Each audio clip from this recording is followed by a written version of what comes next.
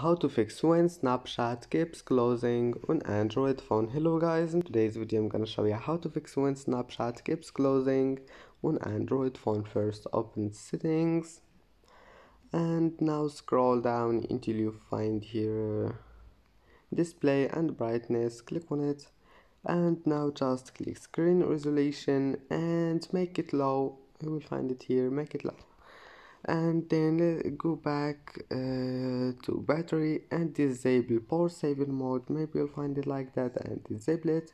And if you find this one here, performance mode, just allow it, and then go to apps and now type here Snapchat.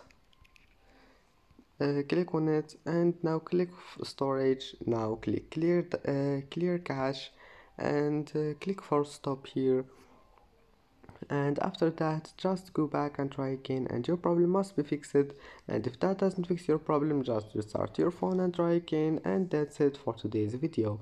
Don't forget like and subscribe, and see you in the next video.